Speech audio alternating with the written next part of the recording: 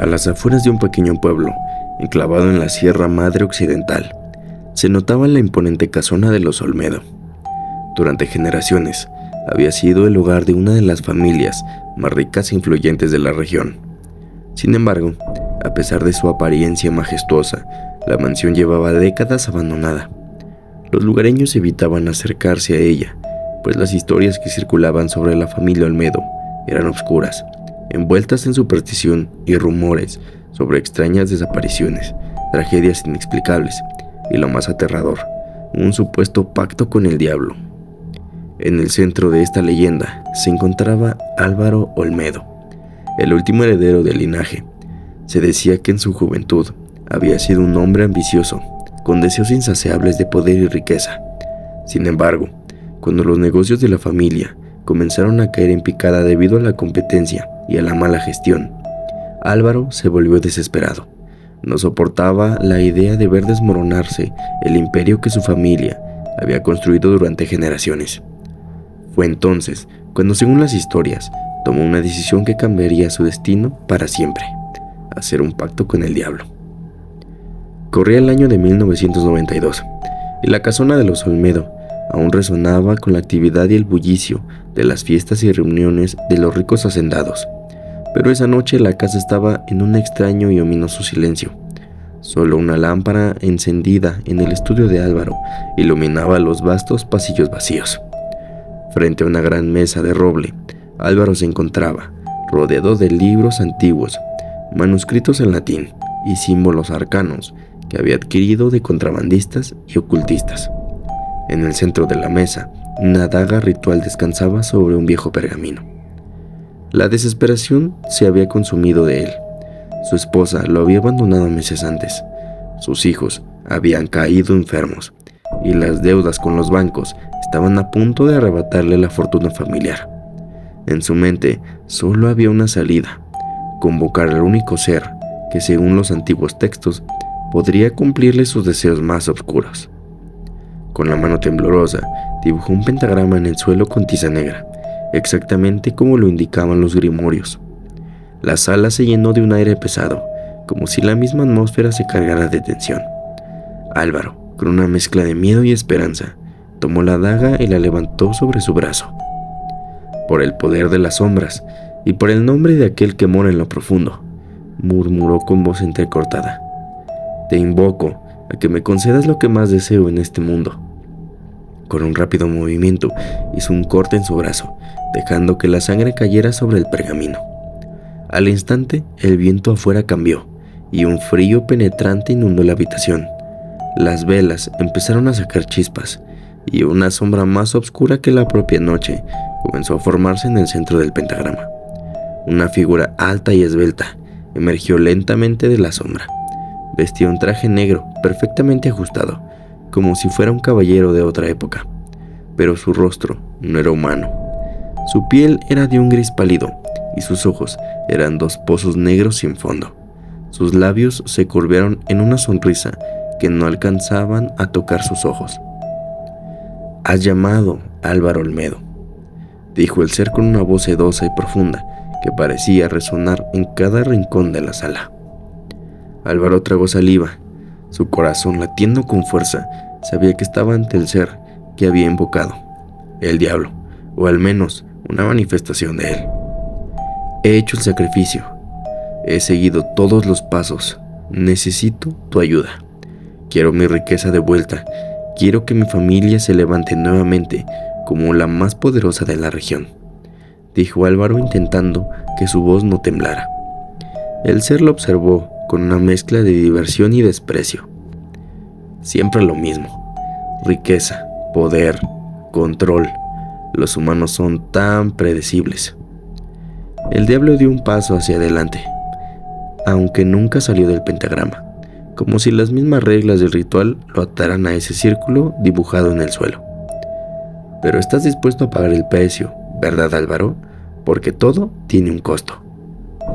Lo que sea, respondió Álvaro sin dudar. El diablo sonrió más ampliamente. Lo que sea, pensó. Los humanos siempre eran tan fáciles de manipular. Muy bien, entonces tendrás tu riqueza de vuelta, tendrás el poder que tanto ansías, pero debes saber que todo eso tiene una condición. El pacto es para ti, pero tu alma no es suficiente para sellarlo. Necesito más. Necesito la sangre de tu linaje. Álvaro se tensó al escuchar esas palabras. Su mente intentó procesar lo que acababa de oír. Su linaje, eso significaba una cosa: sus hijos. ¿Qué estás diciendo? Tu sangre sellará el pacto, pero serán tus hijos y sus hijos después de ellos quienes pagarán el precio. Maldecidos estarán ellos y su descendencia hasta que tu estirpe se extinga. Así es como funciona el trato, Álvaro. Una vida por una eternidad de poder. El hombre retrocedió un paso, horrorizado. No había previsto ese costo. El bien de su familia, la preservación de su apellido, había sido su principal motivación. Pero ahora, para salvarlo, tenía que condenarlos. El diablo lo observó como si leyera sus pensamientos. Si no aceptas, todo lo que tienes se perderá en días. Tu riqueza, tu prestigio, tus tierras. No te quedará nada. Pero si aceptas, tu nombre será recordado por siglos. Pero es tu decisión. El silencio en la habitación era insoportable. Álvaro sintió que el peso del mundo caía sobre sus hombros. Sabía lo que significaba ese trato, pero la desesperación ya lo había consumido. Sus ojos, antes llenos de temor, ahora estaban llenos de una oscura determinación. Lo acepto, dijo finalmente. El diablo sonrió ampliamente. El pacto estaba sellado. Que así sea, susurró antes de desvanecerse en una nube de sombras. Álvaro cayó de rodillas, agotado y tembloroso. La habitación volvió a la calma, pero algo había cambiado. En su brazo, donde se había cortado, el símbolo de un pentagrama apareció grabado en la piel, una marca imborrable que lo uniría para siempre a su trato. En los días siguientes, la vida de Álvaro cambió drásticamente. Las tierras de la familia Olmedo comenzaron a prosperar de nuevo, y la fortuna que había desaparecido repentinamente regresó con creces. Sus negocios florecieron, y en pocos años su nombre volvió a ser sinónimo de poder y riqueza. Sin embargo, la tragedia no tardó en manifestarse. Primero fue su hijo mayor, que cayó gravemente enfermo de una fiebre que ningún médico pudo diagnosticar. Luego, su hija menor, que falleció en un accidente inexplicable en la granja.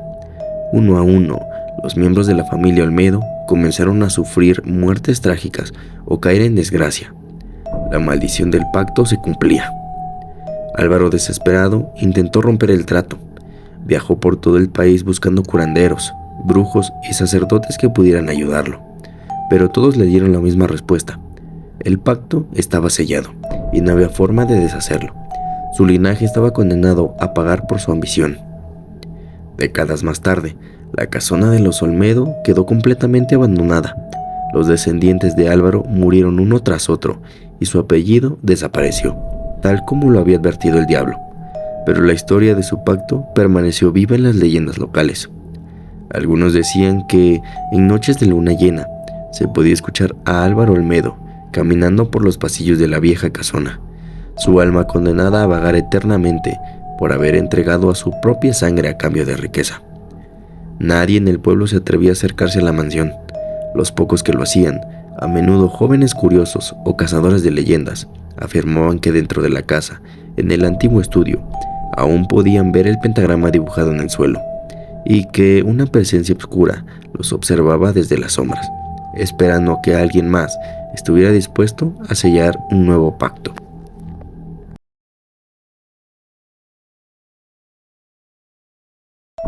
Desde pequeño, Sebastián había sido un soñador.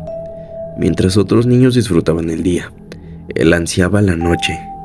Sus sueños eran ricos y vibrantes, como si cada vez que cerrara los ojos fuera transportado a mundos mágicos y surrealistas. Sin embargo, a medida que crecía, esos sueños comenzaron a volverse más oscuros e inquietantes, hasta el punto en que ya no podía distinguir la realidad de sus propias pesadillas. Al principio, Sebastián pensó que eran simples sueños malos, fruto del estrés o de la imaginación desbordante que siempre lo había acompañado. Pero todo cambió una noche en particular, cuando descubrió que en sus sueños había algo más, algo que lo observaba desde las sombras, algo que lo había estado esperando. Sebastián tenía 28 años y trabajaba como diseñador gráfico en una ciudad pequeña. Llevaba una vida tranquila, sin sobresaltos, hasta que los sueños comenzaron a intensificarse. Lo primero que notó fue que siempre había un lugar recurrente, una puerta vieja y oscura que aparecía al final de un largo pasillo, cubierta de neblina. Esa puerta nunca había estado en sus sueños antes, pero ahora, noche tras noche, estaba ahí, inmutable, esperándolo. Y cada vez, sin importar lo que soñara, el pasillo se volvía más largo, la puerta más cercana. Una noche, después de una jornada agotadora, Sebastián cayó en un sueño profundo. El pasillo apareció de nuevo, pero esta vez la puerta estaba entreabierta. Sentía una fuerza trayéndolo hacia ella, una sensación de urgencia que le empujaba a cruzarla. Se acercó con pasos lentos, su corazón palpitando con fuerza en el pecho. Al llegar frente a la puerta, sintió un aire gélido emanando desde el otro lado. Una mezcla de temor y curiosidad empujó la puerta y entró. El interior era completamente diferente a cualquier cosa que hubiera soñado antes. Se encontraba en una habitación vasta, con paredes de piedra oscura que parecían absorber la poca luz que provenía de unas velas temblorosas. El aire era denso, como si estuviera respirando cenizas, y en el centro de la habitación había un pozo. Desde el fondo de aquel pozo, un leve murmullo ascendía, como si alguien o algo hablara desde las profundidades. Sebastián se acercó al pozo con cautela. Cuando miró dentro, una sombra inhumana ascendió rápidamente, extendiéndose hacia él, como tentáculos de oscuridad. Un grito quedó atrapado en su garganta cuando la sombra lo envolvió, y justo antes de ser arrastrado hacia el abismo, despertó. Despertó sudando, jadeando, su corazón latiendo desbocado. Pero algo estaba mal, su habitación no se sentía como siempre.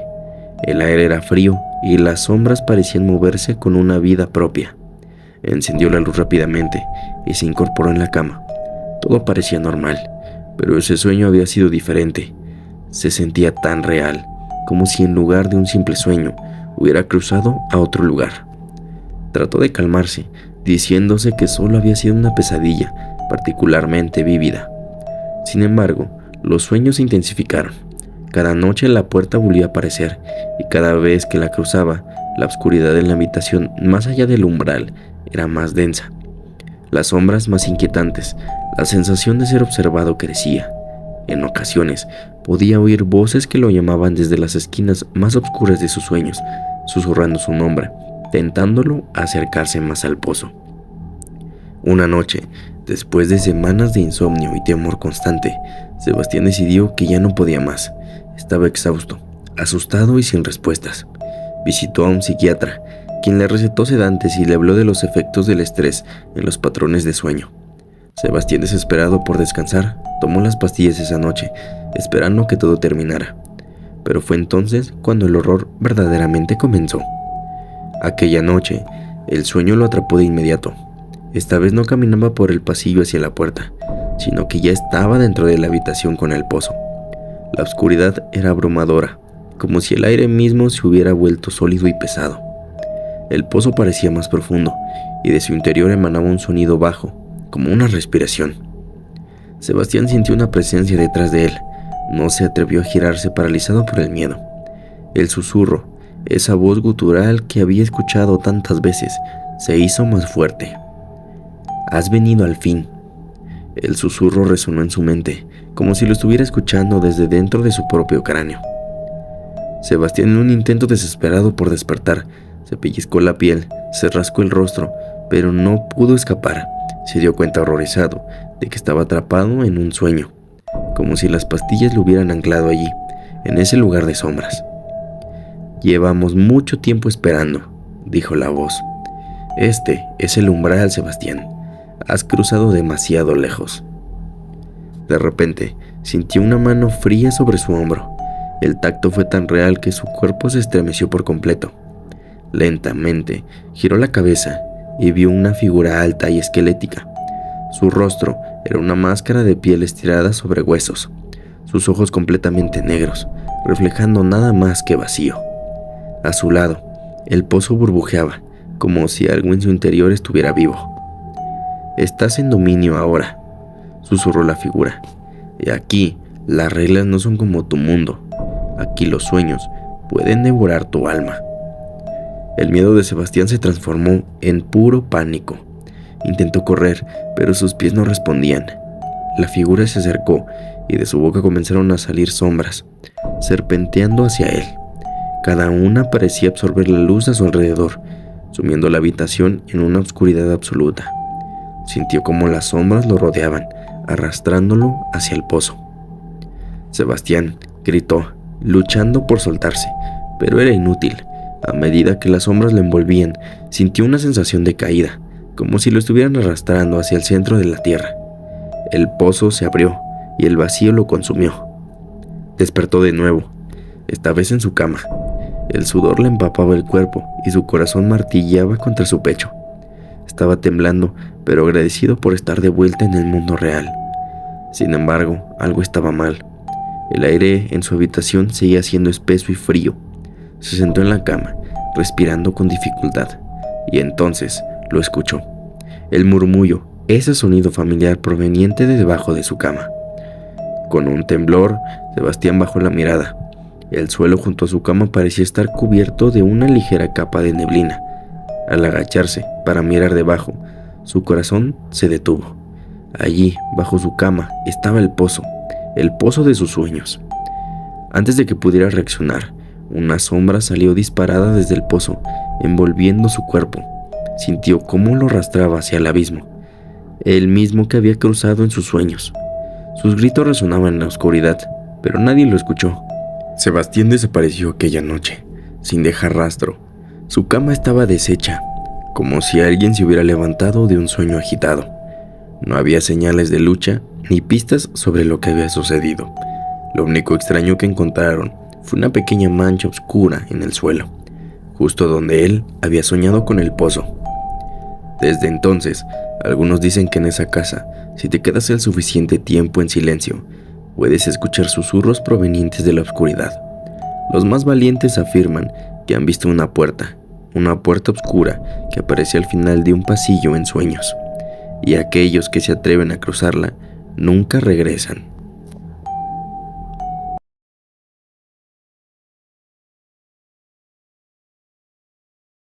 A las afueras de Santiago de Cuba, entre los manglares y los pantanos, existía una pequeña comunidad conocida como Las Cruces.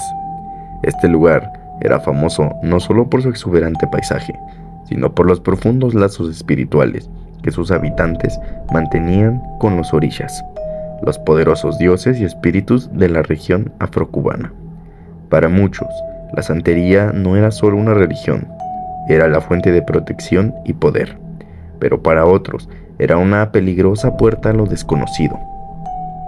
Luisa, una joven de 28 años, había dejado su pueblo natal hacía años, buscando una vida diferente en La Habana, lejos de las prácticas y creencias que dominaban la vida de su familia. Su madre, una santera respetada, la había criado bajo la estricta devoción a los orishas, realizándole ofrendas, rogaciones de cabeza y participando en ceremonias desde pequeña. Pero Luisa nunca creyó del todo en los espíritus que, según decían, gobernaban el destino de los hombres. Para ella, la santería era solo una tradición que mantenía atado al pueblo a un pasado supersticioso y primitivo. La llamada de su hermana menor, Camila, una tarde calurosa, cambió todo. «Mamá está muy mal, Luisa. Los doctores no saben qué le pasa, y los santeros del pueblo dicen que es algo espiritual. Tienes que venir antes de que sea muy tarde». El corazón de Luisa se aceleró. No había visto a su madre en años, y la relación entre ellas había quedado rota. Sin embargo, algo en la voz de Camila sonaba desesperado, y aunque no quería regresar, la idea de perder a su madre sin poder despedirse la atormentaba. Contra su mejor juicio, Luisa tomó el primer autobús de regreso a Las Cruces. Cuando llegó, el ambiente del pueblo le resultó diferente. Aunque los rostros familiares aún rondaban las calles, había una especie de oscuridad en el aire. Las casas estaban cerradas, Los niños ya no jugaban en las plazas y el silencio se sentía extraño, antinatural. Se dirigió a la vieja casa de su infancia, que permanecía igual desde que la dejó, aunque más desmoronada por el paso del tiempo. Camila la esperaba en la puerta, su rostro marcado por el agotamiento y la preocupación. «Gracias por venir», dijo abrazándola. «Mamá está arriba, lleva días sin hablar y sin comer». Luisa subió las escaleras, y al entrar en la habitación el olor a incienso y hierbas frescas la envolvió. La cama de su madre estaba rodeada por velas y santos de cerámica. Sus figuras familiares, el Ecuá, Oshun, Changó, todos observándola desde el altar improvisado. La mujer que yacía en la cama era casi irreconocible. Su piel estaba ceniza, sus ojos hundidos en las cuencas, como si el peso de alguna maldición los hubiera vaciado. «Mamá», murmuró Luisa arrodillándose junto a ella. Su madre no respondió, pero un débil susurro escapó de sus labios secos. Fue entonces cuando Luisa notó algo extraño. Un colgante que no había visto nunca antes pendía de su cuello, una figura tallada en hueso, con símbolos que le resultaban extraños. «¿Qué es esto?», preguntó Luisa girándose hacia Camila. «No lo sé, apareció hace unos días. Los santeros dicen que es un amuleto de protección, pero no sé si es verdad. Desde que lo lleva, las cosas solo han empeorado». Don Alberto, el babalao más anciano y respetado del pueblo, llegó poco después. Era un hombre corpulento, de manos nudosas y ojos penetrantes, cargando un maletín lleno de hierbas, amuletos y herramientas de adivinación. Al ver a Luisa, la saludó con una leve inclinación de cabeza, reconociendo su distanciamiento de la santería, pero sin cuestionar su presencia. «Tu madre ha sido marcada por algo oscuro, algo que los médicos no pueden entender», dijo el babalao mientras preparaba una serie de objetos en el suelo. «Los orishas me han hablado en sueños, y lo que enfrentamos no es una simple enfermedad. Esto es obra de Ogún y Oya, algo relacionado con una deuda espiritual no pagada». Luisa frunció el ceño, sintiendo el peso de la superstición cayendo sobre ella. «¿Deuda espiritual? ¿Qué significa eso?». Don Alberto la miró con severidad. «Hace muchos años, tu madre se vio obligada a hacer un pacto. Fue cuando tu padre falleció. Ella no sabía cómo salir adelante, así que acudió a Ogún, el orisha del hierro y la guerra, y a Oya, la señora de los vientos y los cementerios. Pidió protección y fortaleza para su familia. A cambio, debió ofrecer algo preciado, algo que al parecer nunca entregó, y ahora los orishas han venido a cobrar». Luisa sintió un escalofrío recorriendo su espalda. Nunca había oído hablar de ese pacto. Todo lo que sabía era que su madre había pasado por un periodo muy difícil tras la muerte de su padre, pero siempre asumió que su madre había salido adelante por su fuerza y determinación, no porque hubiera hecho un pacto con entidades sobrenaturales. «¿Y qué puedo hacer yo?», preguntó sintiendo la desesperación mezclarse con su incredulidad. «Tú eres parte del pacto, Luisa», dijo don Alberto con solemnidad. «Eres la razón por la que aún no se ha cobrado la deuda. Los orishas han esperado todos estos años para ver que vuelvas. Solo tú puedes restablecer el equilibrio, o tu madre fallecerá, y quizás no solo ella». Aquella noche, don Alberto organizó una ceremonia en la vieja casa, una ceremonia que Luisa nunca había querido presenciar. Los tambores, bata resonaban en el patio. Sus últimos profundos vibraban en su pecho como un llamado ancestral. Los rezos en yoruba llenaban el aire mientras don Alberto preparaba una ofrenda especial en el altar. Los símbolos en el suelo, trazados con polvo de cascarilla y cenizas, formaban un círculo que Luisa debía atravesar. «Debes enfrentarte a ellos», dijo don Alberto. «Esta es la última oportunidad para redimir la deuda de tu madre». Mientras tanto, sentía una mezcla de terror y resignación mientras se adentraba en el círculo. Sus manos temblaban, pero sabía que no podía volver atrás. El humo de las velas y el incienso nublaba la habitación, y poco a poco el ambiente comenzó a cambiar. Las sombras en las esquinas parecían volverse más densas, como si algo las estuviera llenando de una presencia oscura. De repente, el aire se volvió frío, las velas se apagaron una por una y un silencio sepulcral cayó sobre la sala. Luisa sintió una presión sobre su pecho, como si algo invisible estuviera apretando su corazón. De las sombras, una figura comenzó a emerger. Primero solo un contorno, pero luego una forma más definida, un hombre alto, con una mirada de hierro en sus ojos, y detrás de él, una figura femenina, cuyos ojos brillaban con una intensidad sobrenatural. Ogun y Oya, los orishas del pacto, habían venido por lo que les pertenecía. Luisa cayó de rodillas, incapaz de hablar. Sentía el peso de sus miradas y supo que no había forma de escapar. Los orishas se acercaron lentamente y su presencia hizo que el aire vibrara de energía oscura. La deuda no se ha pagado, dijo Oya con una voz que sonaba como el viento en un cementerio. Tu madre nos prometió lo más valioso y aún no hemos recibido lo que es nuestro. Por favor, gritó Luisa, con el corazón desbordándose de miedo. No lo sabía, no sabía nada de esto, no puedo darles lo que piden. Oya la miró con una sonrisa cruel, mientras Ogun mantenía sus ojos fijos en ella. Lo que pedimos no es tu vida, dijo la diosa del viento, sino el sacrificio que tu madre nunca pudo dar. Tu alma es la llave. Antes de que pudiera responder, Luisa sintió una fuerza sobrecogedora envolviéndola. Oya extendió la mano y en ese momento el viento en la habitación rugió como una tormenta. El cuerpo de Luisa comenzó a arder por dentro mientras sentía que su conciencia se desvanecía en un abismo oscuro.